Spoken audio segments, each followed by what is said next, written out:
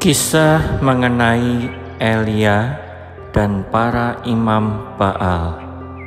1 Raja-Raja pasal yang ke-18. Kerajaan Israel terus menderita karena tidak memiliki air. Raja Ahab memerintahkan rakyatnya untuk mengikuti Allah palsu bernama Baal. 1 Raja-Raja pasal yang ke-18 ayat yang pertama sampai kedua dan ayat yang ke-17 sampai ke-18.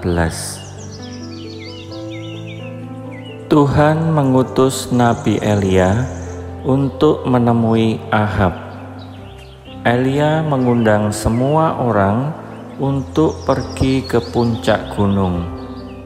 Dia mengundang raja dan para imamnya pada sebuah tantangan untuk memastikan apakah Tuhan atau Baal adalah Allah yang sejati.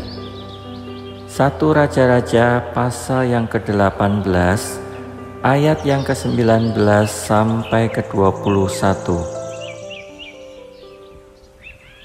Elia menjelaskan tantangan itu.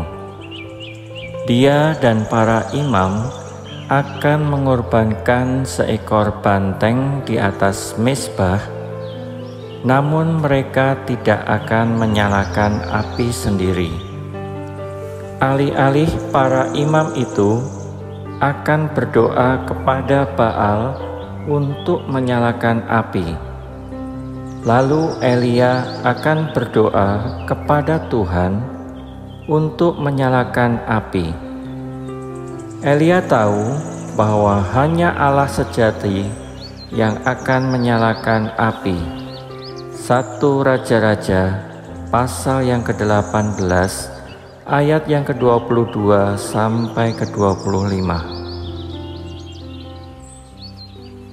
Para imam Baal berdoa kepada Allah mereka dari pagi hingga sore, namun tidak terjadi apa-apa. Elia berkelakar dengan mereka dan mengatakan bahwa Allah mereka Baal pastilah tertidur. 1 Raja-Raja pasal yang ke-18 ayat yang ke-26 sampai ke-27. Para imam semakin marah. Mereka melompat ke atas mezbah dan berteriak hingga malam. Mereka berharap bahwa Allah mereka akan menjawab, namun masih juga tidak ada api. 1 Raja-Raja pasal yang ke-18 ayat yang ke-28 sampai ke-29. Kemudian tiba giliran Elia. Dia membangun sebuah mezbah bagi Tuhan, menggali parit di sekeliling mezbah dan mempersiapkan korban. 1 Raja-Raja pasal yang ke-18 ayat yang ke-30 sampai ke-32. Elia menyuruh orang-orang untuk mengisi 4 barel air dan menuangkannya pada kayu di mezbah 3 kali. Air membasahi kayu dan mezbah itu sampai mengisi seluruh parit. 1 Raja-Raja pasal yang ke-18 ayat yang ke-33 sampai ke-37.